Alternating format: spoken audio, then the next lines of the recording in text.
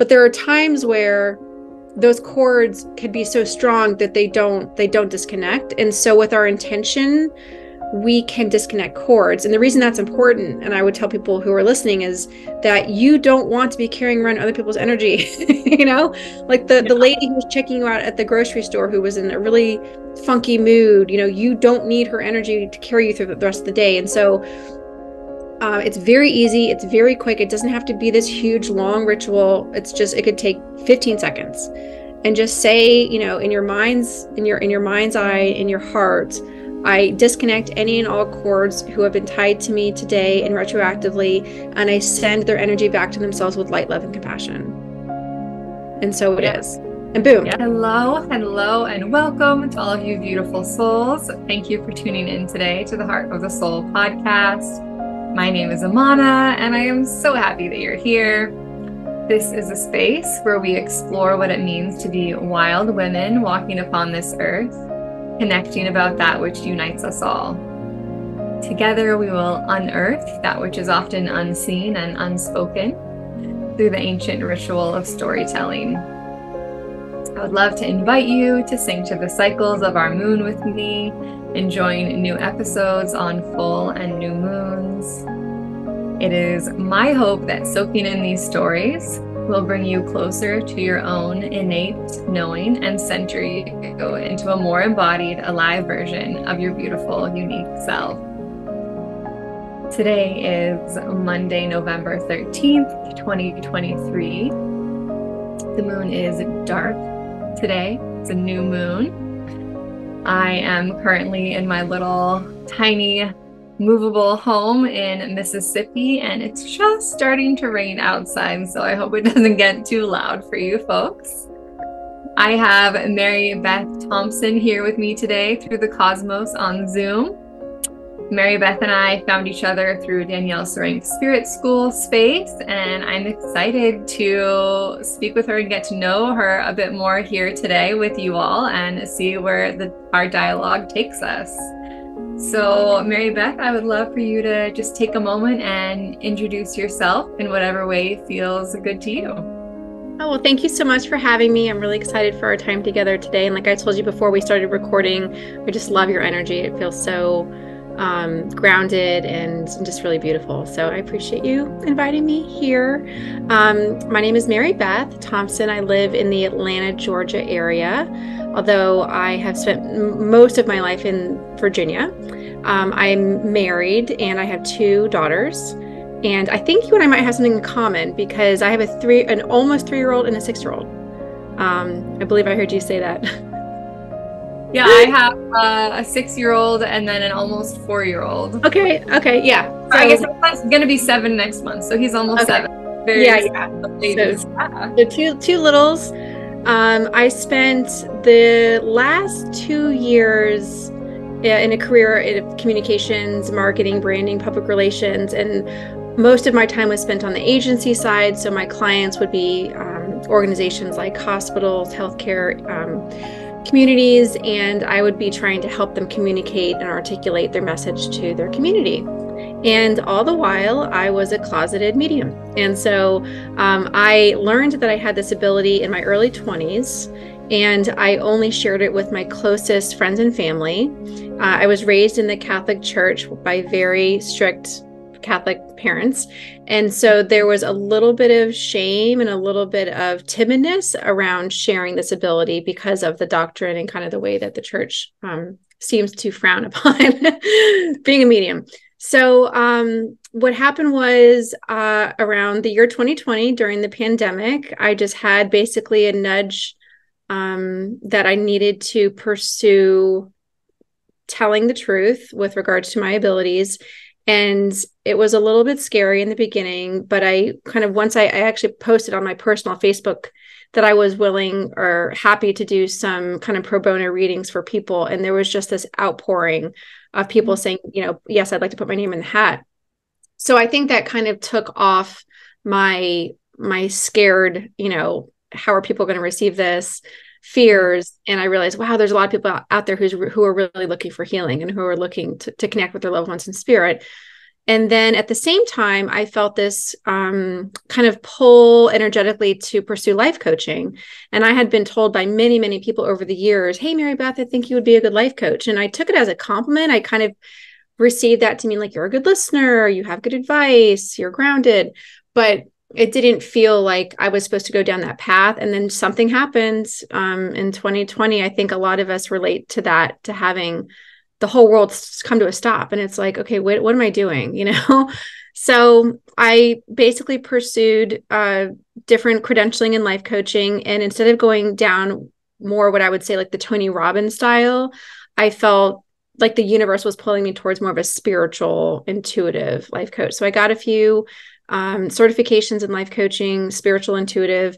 I work primarily with color energy when it comes to my life coaching. And so basically what that means is I focus on kind of, I would say like 3 tiers in our life. So your business, prosperity, and abundance, your relationship. So the relationship with yourself, your relationship with your peers and your community, and then also your spiritual and soul level relationship. And over the course of those kind of 3 major areas, I teach people about color energy. So I'll give you an example just to kind of put this into perspective. So purple is the color of leadership, destiny, and purpose. So if you were someone who is going to a job interview, I would like, I wear purple when I go to job interviews because it kind of evokes this sense of feeling confident, standing, self-assured, and you would see that color around someone like Oprah, for example. And so just to give you a sense. And so, so when I'm talking about color energy, I'm referring to your aura's color energy. And so over the course of 10 weeks, I work with my clients to teach them about the color energy, and we kind of uncover the shadow sides too.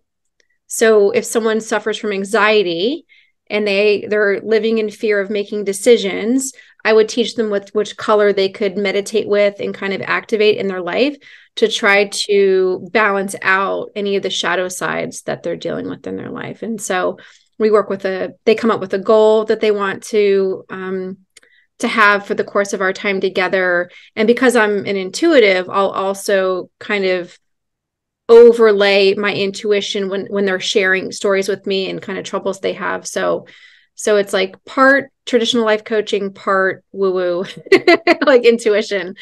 Yeah. So I'm curious to like take you back a step to where you were talking about when in your early 20s, when you sort of had this new awareness that you had mediumship abilities. Could you tell us a little bit more about that and what that journey was like for you? Because I know it's so individual, and I think it's like for women to hear stories, because it helps us to like see ourselves or that possibility and know that that's also within each of us. Yeah, absolutely. And it's funny because I'm very particular with the language I choose. So I don't say gifts, I say abilities, because I believe everyone has the ability. And I don't ever want to insinuate that a gift is like, oh, well, I have this gift. And they, I just don't, although I feel like it's a gift, I always say that I feel like it's really just an ability. So in high school and college, in retrospect, I could say that I felt like I was very psychic in the sense that I would sometimes have a premonition and then something would happen, or I would just know something and there's no explanation for it. Now, I don't think back then I had the language for it, the words to say that. I can relate to that a lot. Yeah. But in looking back, I'm like, okay, this was totally being set up, my ability to have, I'm a big metaphor person, and I'm also a clairvoyant. So I see images. And so I talk about this like radio antenna that, everyone has an antenna. Some people's are just naturally a little bit higher, and mine is just happens to be quite high.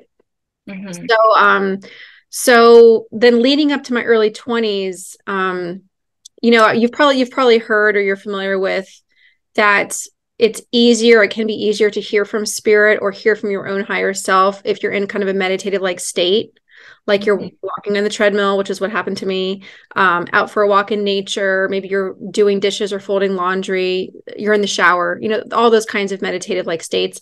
And so that's what happened to me. I was at the gym, believe it or not, and I was reading a magazine, and I remember the magazine, I want to say it was the month of October, which I believe is Breast Cancer Awareness Month.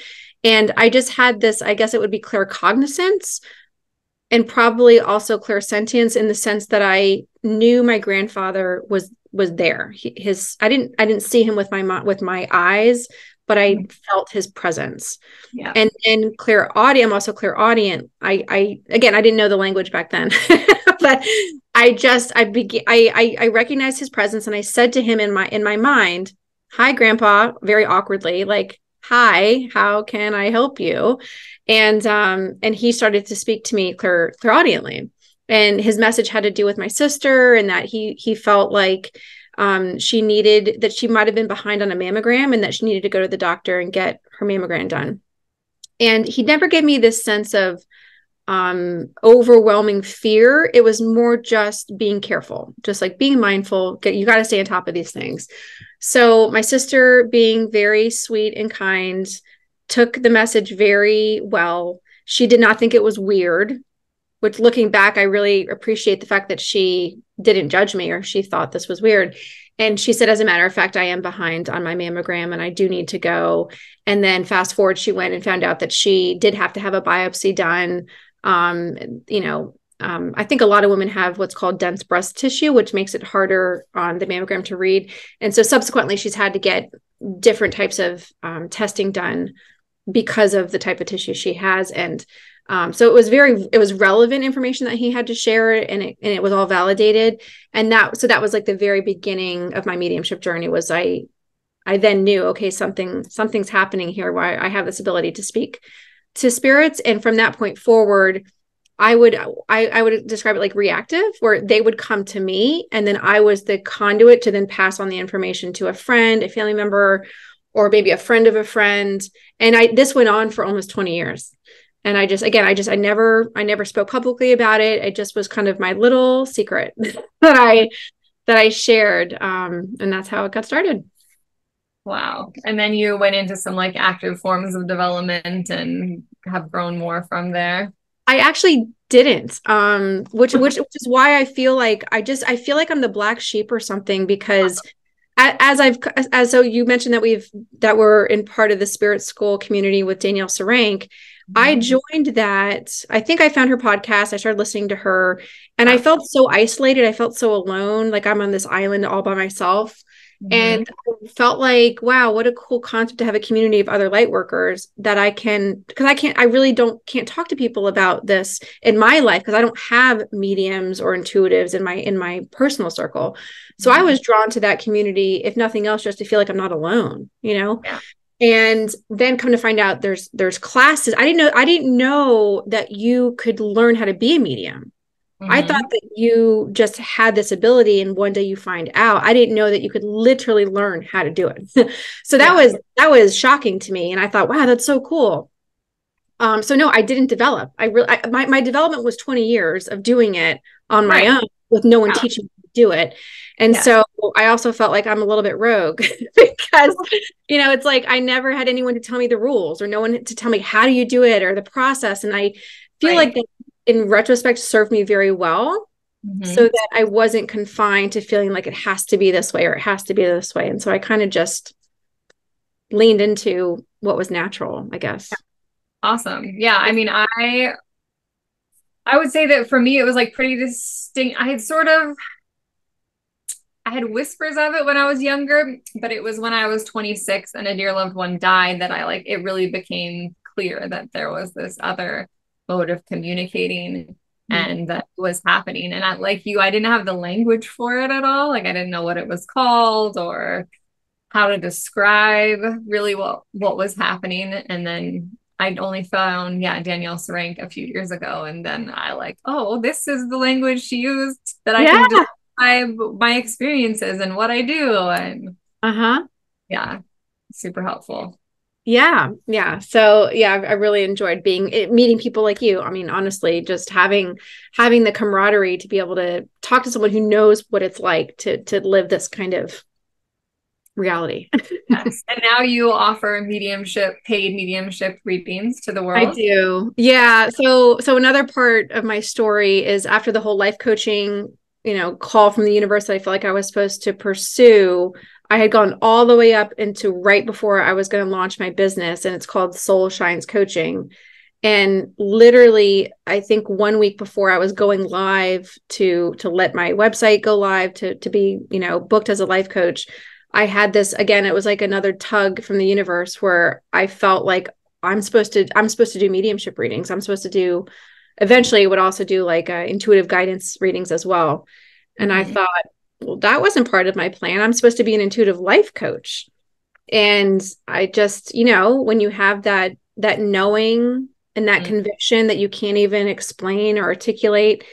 And I guess I just trust my guides and my angels and my higher self so much that I decided to just lean into that and just go, okay, all right, this is what you want me to do. So, that's when I kind of joked that I came out of the closet as a medium, truly was then. And so I you just had like your life coaching page and then you added mediumship offerings. Yeah. Awesome. And the ironic part about it, although I'm sure this was all divinely orchestrated, it has probably been 75% of my business is the mediumship and the intuitive readings. So I was like, well, spirit knows what they're doing. So I love my intuitive life coaching clients, and I work with that. What's cool is I get to work with them over a longer period of time, whereas my readings are typically one time, and then it's like, okay, hopefully, maybe they come back and or whatever, but yeah. And so I do like this this space for me to get more intimate and closer to my life coaching clients. And what happens a lot of times is they'll have an intuitive guidance reading and it resonates with them and it is helpful to them, and then they want to go deeper. So then they end up becoming a coaching client. So yeah, that's fun. Yeah.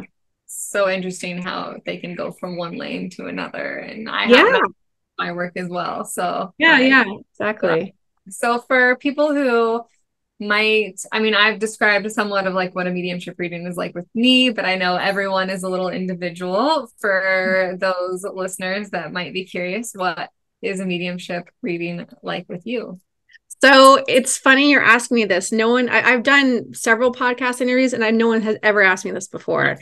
And this is when I'll go back and say that I feel like I'm a rogue medium because like I said, no one told me how to do X, Y, Z. And so, and I feel really good about it. I feel like I have found what works well for me, and I don't do any advertising. Everything is based on referrals and testimonies. And so I just believe that this just works well for me. And so it's like, it is what it is. So a mediumship reading. So, how people in our kind of, in our industry will call it going direct, or they'll call it casting the net. That's language I've heard before. So for people who are listening, who may not know what that means, casting the net would be where the medium kind of goes in blind, so to speak, and opens up their energy field to allow whatever loved ones in spirit are meant to come through for the client's best and highest good. Going direct is when you, as the medium, call in the spirit who your client wants to hear from. So I have a disclaimer where I say I certainly can't make any promises because it's not up to me, but knock on wood, I've had a really good track record with being able to do it this way. And so I originally went casting the net when I first started my business. Now, you mentioned today's date. So I just had my business's 2-year anniversary on 11/11. And so it's interesting to reflect back to the beginning, because in the beginning I did cast the net, and I guess you could say I had enough experiences where I felt that it was better for me to go direct. For example, if I'm doing a reading for someone and their uncle comes through and they didn't have a super close relationship with them, so my client couldn't validate a whole lot of things from them. And then secondly, that's not really who they wanted to hear from. So I just felt like, you know what, I'm going to go direct because I want my client to feel like they are satisfied, with the experience. Again, another disclaimer, I can't promise, but assuming this all works out, they're happy, I'm happy, the spirit's happy. And it's just worked out really, really well. So I go direct. So when someone books an appointment with me on my website, it'll ask them, who is the relationship with the person you'd like to hear from? So they're not giving me names. They're not getting down to which side of the family. It's just, or they can if they want to, but they'll just say like my maternal grandmother or my mother or my best friend. And so I just have the relationship of who they want to connect with. And then we meet for our session and I connect with their loved ones and I record the audio so that they can have that to listen back to if they ever wanted to. Great. And your sessions are how long? So I have a mediumship session, which is 45 minutes long. I have an intuitive guidance session, which is 45 minutes long. That's also more like psychic work. And with those sessions, there's also some personalization to it. So I have them check boxes of which area they want to focus on. So from relationships, children, career, finances, spirituality, self-care. Off the top of my head, those are some of the ones. So they'll choose like their top 3 areas that they want me to focus on, and I'll pull an oracle card for them, and I'll kind of channel the guidance from their higher self and their spirit guides. And then the mediumship session, I mentioned, is 45 minutes. I can connect probably maybe 2 to 3 people, I would say, in a 45-minute window. But some people just want to connect with their mom. And so I'll spend all 45 minutes just, giving information from their mom. I do have a couple of, I would say, signature things that I do in my sessions where I'll always ask, my last question to the spirit is, what is a sign or a symbol that you have for your loved one? And those are always so fun because a lot of times it's very kooky or very specific. And I can give you an example just for the fun of it. One time, actually, it wasn't that long ago, the spirit showed me one of those fans that you would have. I would say, I don't know if it would be called a Chinese fan or what the actual language is, but it's the what is that called? I know what you're talking about. It's like floral normally. Yeah, and it folds out. And yes, like goes like this and then out. It's like a half circle. Yes. And anyway, sometimes you might get a ladybug, a butterfly, a rainbow. Those are very traditional spirits that you might get from signs you might get from spirit. But other times they're so ridiculously specific that I'm like, I couldn't even make this up. And it turns out that this was this person's mother. And she said, my mother always had one of those in her purse. She literally carried one in her purse every single day. And she always had it there to fan herself. So that was her sign then to show her daughter, when you come across an image or a sign or a symbol of those, know that it's me getting your attention. So that's kind of one of my signatures when I do my mediumship readings. And then I also ask for, I would say, like another quirky piece of information that is just so obscure that it usually brings a chuckle or makes them be like, oh, how did they know that? I'm like, well, because they're with you, spirit, Yeah. So, some people don't know that, like, us as mediums, practicing mediums, we also like to get readings with other people. And yes. Yeah. I wonder if you would mind sharing, like, why, and maybe a story about a reading that has been impactful for you. Wow. Again, no one's ever asked me this either. So I'm getting such a kick out of it. You have really good questions. And before I forget, I forgot to mention, I also have a combination session. So I do one that's intuitive plus the mediumship. That's an hour long. Great. So again, going back to my rogue mediumship story, with no like real formal training, I had my business for about a year and I had never had a one-on-one mediumship reading before. And it just occurred to me one day, I should probably know what it's like for my sitters. I want to know, what is it like to be vulnerable, to feel, to have the nerves. I just wanted to empathize with them literally by having that experience. So I guess you could say I'm probably like a go big or go home kind of person. Like if I'm going to see a bucket list person in concert, and I know it's like once in a lifetime, I'll pay more money to have a really good seat because it's like, well, let's go big or go home. So I kind of did that with my first mediumship reading. So are you familiar with someone named Medium Fleur? Medium Fleur? No, I'm not. Fleur. She has a very strong reputation. And she is pretty, like, she'll read celebrities, things like that. So she's very respected, I guess is what I'm trying to say.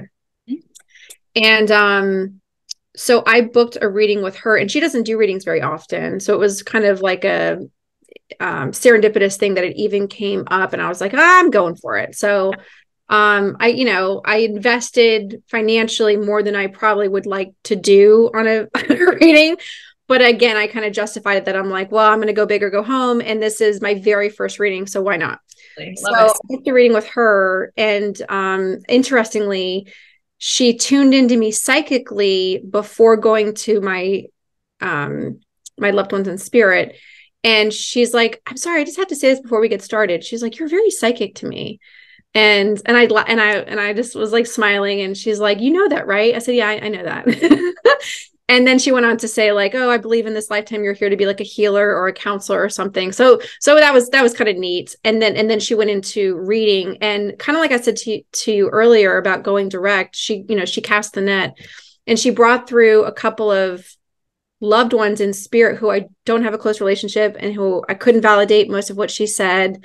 And although it was an enjoyable experience, there's other people I would have rather connected with. And so that almost validated why I do what I do, because that just is what feels good for me, not to say that it's wrong for anybody else. Sure. But I did go on to pass on the messages to some of my loved ones who could validate, and they validated things that were said. So that was nice. Yeah. Yeah. Love it. And is that the only one that you've had? No, I actually, I just had one a few weeks ago with Danielle, Sarank. Yes. She also doesn't do them very often. So it was, I felt like it was just a neat opportunity for me to do a reading with her, given that I've listened to so much of her teachings over the last, whatever, it's a year and a half, maybe, since I found her podcast. So I really just thought this would just be a fun experience. And she connected with my brother, who just passed away like 4 months ago. And so that was such a beautiful experience. And again, got to pass along messages to my family, my brother's family. And that was really beautiful. So I think I've had those 2 formal readings. And then in the collective, I think once or twice, there was like an opportunity to do a sitting, an exchange. So I've had a couple of like one-off, 5-minute, something here or there. So yeah. So yeah. Fun. But yeah, because some people would think if you already like have these skills, then why would you go to someone else? But it's kind of, we don't always see ourselves clearest. It can be nice to have the reflection, and that other people can access parts that we wouldn't easily ourselves. Yeah, that's so interesting. I will say that since my brother passed, he has been a phenomenal communicator from spirit. And I feel so blessed and so humbled and so grateful that I had this connection with him. That it's almost like tainted my reality of grief, because it's like I have had such a strong connection with him spiritually. Mm-hmm. And again, this just happened like almost 4 months ago, that it just this week, I feel like the human part of me is starting to resonate that he's not here anymore physically. Mm-hmm. And as much as the spiritual part is comforting for me, and I feel like, again, so grateful that I had that connection with him spiritually. I still lost my brother, and so having a reading with him through Danielle was very comforting to hear it. There's just something about hearing it through another person. It's so special. Yes, I can absolutely agree. Because yes, my first love that died, I have this connection with him, and communications, and he's there, and I know it, and I hear him, and I feel him and see him. And yet it has also been really impactful to have, a mediumship reading with someone else that is able to say things and give me messages that I don't always receive. Yeah. One of I would say my very first significant passing of a loved one was one of my best friends. We were 22 years old. And it's actually we're going to be honoring her 22nd anniversary of her passing this January. Wow. And she came through my meeting she did come through at the very end, my mediumship reading with Fleur. And it was only because at the very end, she said, we have a few minutes. Is there anyone you want me to try to bring? I said, yeah, my friend Vivi. And so she had a couple quick messages, and one of them was so funny. I mean, you got to remember, it was 22 years ago. She was giving me a hard time about me not writing my book. And because I've been wanting to write a book for like 15 years. And so it was so cool, because I don't think that's something that I would have gotten, but she was able to get it through Fleur to say, like, Mary Beth, girlfriend, like, what are you doing? Just stop dragging your feet, right? You got to write this book. I'm going to help you. And I just like that's an example where it's like, oh, I love that she brought that through. Oh, exactly. Awesome. And great, because you built a segue, because that's what I was going to ask you about next, is your truth-telling book. Is that the book you're speaking of, or is this another book? Have you No. Yeah, no, that's the book. That's the book. All right. So yes, tell us more about how the idea of this book came to you. It sounds like it was there with you for a time before you began writing. Tell me. Yeah. So I'm a writer. I've been writing since I was a child. I've written books. I'm a published author. I write articles for magazines like Mantra Wellness, and it's in my blood. I write. It's what I do. And so I had wanted to write a book. I just didn't know about what. And so over the course of, like, again, probably 15 years or so, probably from like my mid-20s on, I felt like I have a book inside me that needs to be birthed, but I just couldn't figure out what it would be. I would think of an idea, and then time would pass, and then I would outgrow the idea, is the best way I can explain it. Mm-hmm. So a couple years ago, maybe like a year and a half or 2 years ago, I had it on my heart that I, wanted to really call in, almost like tap into my intuition, like, for the love of God, like, you guys spiritually, like, can you guys help me out and just tell me what book I'm supposed to write? And one day I was listening to a podcast by Oprah, and I wish I could remember his name, but he was a gentleman who was in prison for committing a crime. I want to say that he denied that he even did the crime, but he wrote a book from jail. And so Oprah Winfrey's, interviewing him over the phone. And so obviously you would think, this has to be a profound book, right? And so I'm listening to the podcast, and I hear her say to him, what was the hardest part of writing the book? And he says, to tell the truth. And it was like bricks, came falling from the sky and hit me over the head. And I was like, holy crap, that's my book. The book is about the power of telling the truth. And so as a life coach, as someone who, I would say my greatest values have always been integrity and authenticity. So my favorite color is blue, and blue is the color of truth and wisdom. I mean, it was like everything just made sense in the blink of an eye, just from that one answer he said. Love that. So then I went on a walk with my baby at the time, and I feel like I just started to hear clairaudiently from my spirit guides, kind of just painting the picture of what this book was going to be. And so the book is about the power of telling the truth. Mm-hmm. And through my own self-deprecating stories, where I'm kind of laying it all out there, whether they're embarrassing or not, I feel like I've also been someone who, for better or worse, always tells the truth, even at my own expense.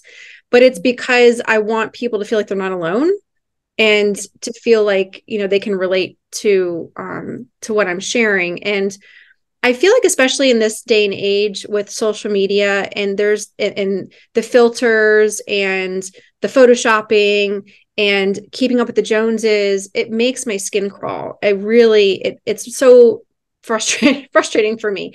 And so I want this to kind of be a permission slip, especially for women, to be like, okay, enough is enough, and kind of chapter by chapter, I'm going through relationship with your friends, your family, relationship with your finances, relationship with your health, relationship with social media.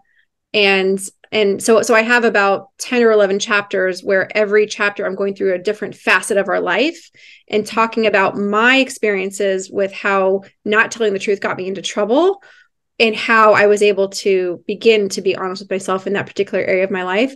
And then there's some journal prompts at the end of every chapter where people are going to be asked to kind of reflect on where maybe they're not telling the truth in their life, and how they can kind of overcome that. So interesting. Yeah. And like, are there like tools of how to practice telling the truth? Or yeah, there are. And those are the kind of the things that I'm going to talk about in the book. So there are different prompts. So for example, first of all, with the color blue, like I mentioned, I was a color energy coach. Blue is the color of truth and wisdom.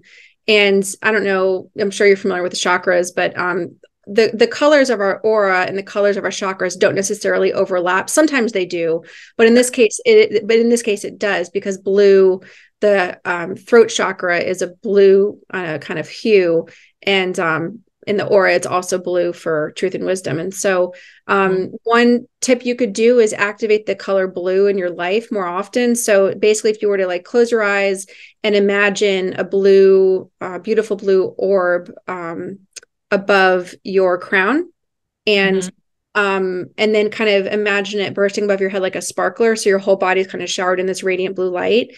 And then I kind of, in my mind's eye, take the blue all the way down my entire body, like every inch of my body, like I'm almost being showered, you know, in blue energy from the top of my head all the way down to my toes.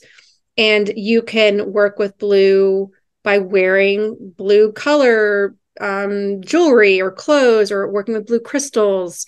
You can eat blueberries. I mean, literally there's no end in sight for how you can work with the color blue. So that alone, if you were to do that on a regular basis, if truth telling is something you're working on, that is something you could do to activate the color blue. Like, let's say you need to have a hard conversation with your spouse or your boss or one of your best friends, whatever that's making you feel uncomfortable. You can invoke the truth telling by working with the color blue. So like that's one example. Yeah, I love that. It's so interesting. Yeah. So I was in preparation. I interviewed a woman named Zenith Virago yesterday. She's a death walker.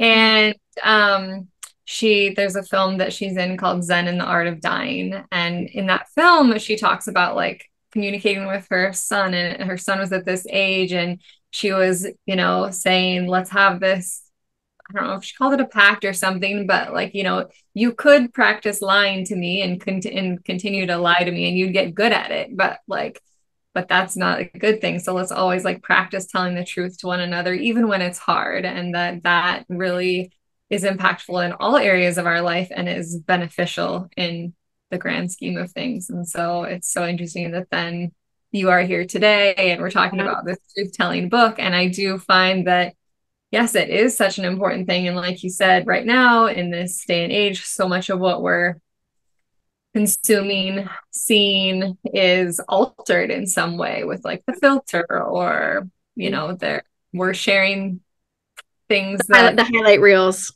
Yeah. So I absolutely feel like this is a much needed book, especially for this time. Yeah. And I'm not referring to like white lies, because people tell white lies all the time and they're harmless and it's just the way it is. I'm talking more about like real, deeper, denser, tangible truth telling. You know, like I had a client I was working with, and one of her best friends was really hurting her feelings, the best way I could explain it. And she felt like she always gives and gives and gives to her with a genuine heart. She wants to help her, but her friend never, I guess, reciprocates. And so I was telling her, you know, could you tell me what you're afraid of just telling her the truth of how you feel? And she got emotional and she said, I'm just afraid that she might be upset. And I said, would you be upset if the roles were reversed? And you were the one that was, you know, unintentionally, genuinely, unintentionally, not maliciously, kind of taking and taking and taking. And she felt like it was not a balanced relationship. She goes, oh my God, I'd want her to tell me. And this is her best friend. I'm like, so can you give her the benefit of the doubt and give her some grace that she's just not aware of it. And I said, you know, what's the worst that could happen? You know, and I think about that a lot. It's like, I think a lot of times I find that people assume the worst.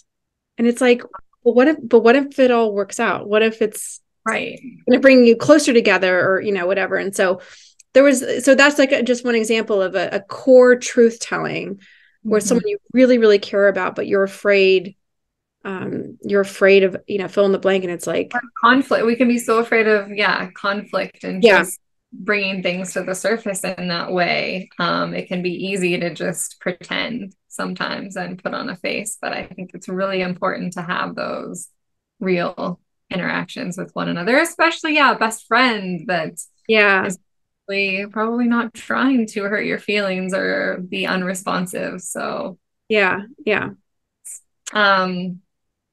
So people who might be listening, like, who is this book for? Who's your like my target audience? Who is your book for? My book is for, honestly, primarily women. And it's probably going to be for women between the ages of like 30 and 60. And it's for the woman who is just is tired of putting on a facade, of putting on their face to meet a certain criteria or certain image in the society. And again, I feel like my tone of writing is very irreverent and humorous, and like you're talking to your best friend. Like, that's what I want. I want people who read the book to feel like it's their best friend having a heart to heart with them, and a very loving, open, like, personal stories too. Yeah. Oh yeah. Trust me. I get love that. No, I get real honest. I mean, no, it's a book about telling the truth, but I'm like brutally honest to my embarrassment, to be totally honest with you. But again, I feel like it's so cathartic and freeing to get your skeletons out of the closet. Yeah. And people going, oh my God, me too. Absolutely. I felt that way too. So, yeah. Well, and I'm amazed that, so I feel like I have some books in me that will come out later, but I have not felt like I had the space and time to dedicate at this time with my two littles. So I'm just really impressed and think it's amazing that you have written this book, and when you have two little people similar in age to mine. Yeah. How did you do it? What was your okay, so back to synchronicities and serendipity and the universe kind of conspiring to kind of kick your ass and try and get you to get out of your own way. Basically, how this has happened was and I don't know how much you know about manuscript writing for fiction versus nonfiction, but with fiction, you write the whole book from start to finish, and then you try and either, if you want to get it published by a publisher, you basically have to try and get an agent. And then I know about like book proposals. Does that fit in there somewhere? Yeah. So with nonfiction, so the kind of book that I'm writing, you write a book proposal, which is a massive undertaking. It could be like 50 pages long. And think about like the hardest book report you wrote in school, and then times it by 10. Yeah. So it's very detailed. It's very specific. You have to go into like market research and competitive analysis, and you have to write a synopsis of every single chapter. You have to submit 2 sample chapters, and you have to write a query letter. And so it's very, very involved. And so, to your point, I have 2 young kids. I have this business. How did I get the time to do this? There was one of the top publishing companies that exists was doing a call to submissions for query letters. And you couldn't submit the query letter if your book proposal wasn't done. And so I'm someone who says, I work well under pressure. So I feel like it was the universe's way of just putting some gasoline underneath me and going, go, like, enough is enough, Mary Beth. And so I literally had a deadline that if I wanted to take advantage of it. So that's what kind of got the ball rolling. So I've finished my book proposal, and now I'm kind of in that next stage where I begin to look for an agent. Awesome. Way to go. Yeah. And do you mentor women at all with writing? Like, I mean, you say you're a writer, you do these things. Do you have any offerings surrounding writing?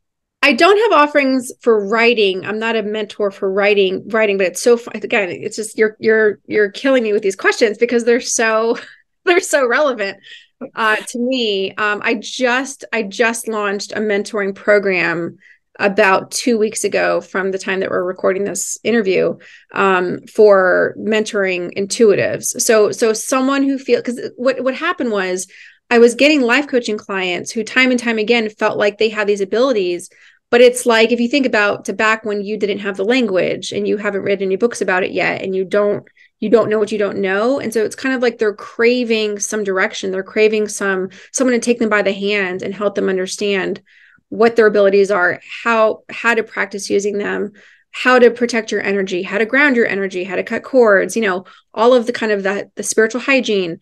So I launched just a few weeks ago an intuitive mentoring package, which includes 4 1-hour sessions for someone just like that, who just wants someone to kind of take them by the hand and personalize it. So for me, it's really personalized for each individual person. I don't necessarily want to do a blanket generic mentoring.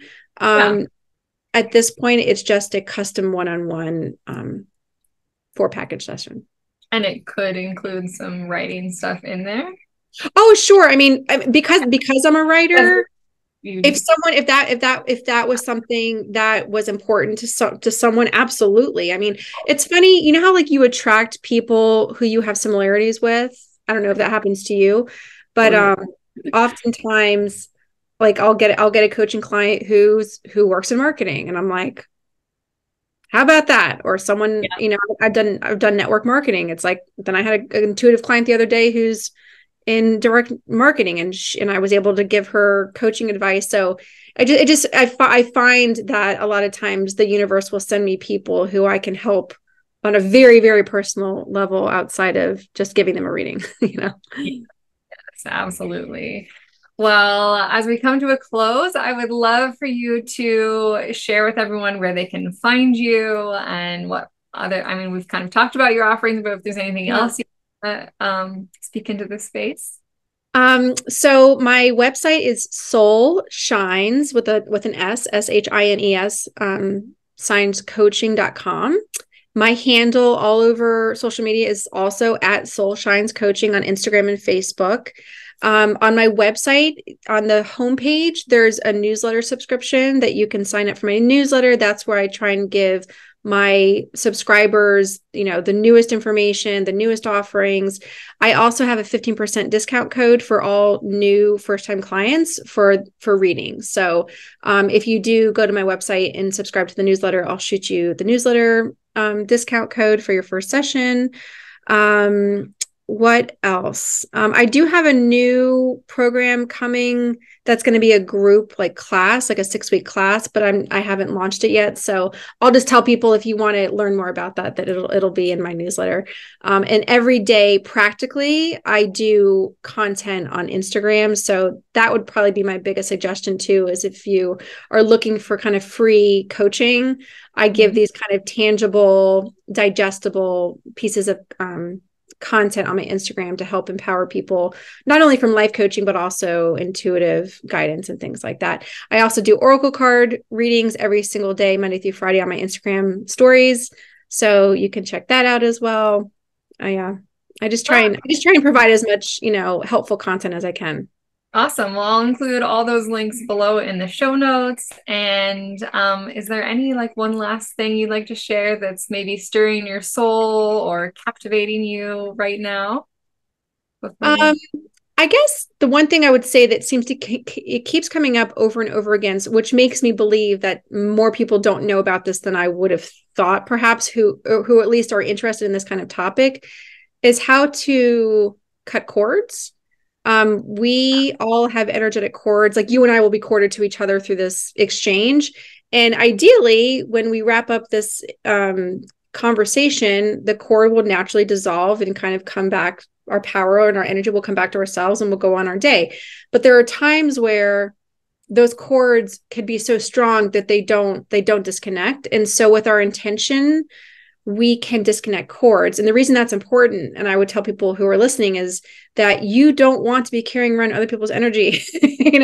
Like the lady who was checking you out at the grocery store, who was in a really funky mood, you don't need her energy to carry you through the rest of the day. And so it's very easy. It's very quick. It doesn't have to be this huge, long ritual. It could take 15 seconds, and just say, in your mind's eye, in your heart, I disconnect any and all cords who have been tied to me today and retroactively, and I send their energy back to themselves with light, love, and compassion. And so it is. And boom, Yeah. now I'm clean. So that just came to me as you asked me that question. I feel like more people would benefit from knowing that very simple, easy, practical, like spiritual hygiene step. It's a game changer. Yes, yes. Thank you. Thank you for sharing that with me and the Yeah. listeners. And thank you so much for sharing this space today with me. And yeah, it was so fun to get to know you and hear more about your life and the way mediumship has changed and your writing. And yeah, I'm super excited. Thank you. Oh, well, thank you for having me. It was nice to share this space with you. And I just I adore your energy, and I hope that we will stay in touch. Yes. Thank you. Thank you for tuning in today to the Heart of the Soul. If you love the podcast, I would be so grateful if you would choose to subscribe, rate, review, or share the show. If you feel aligned with me and my energy and are feeling drawn to unearth your wild inner knowing, birth your baby wild and free, need support navigating the medical system, are feeling stuck in your grief, are curious about receiving an intuitive mediumship reading, or need a safe person to debrief and integrate a traumatic birth experience with, I am here for you. I have walked alongside women and mothers for over a decade, witnessing real healing, change, confidence, and stability be unearthed in them. I believe that women claiming their sovereignty, returning to their own inner knowing, and embodying their wild will truly transform the world.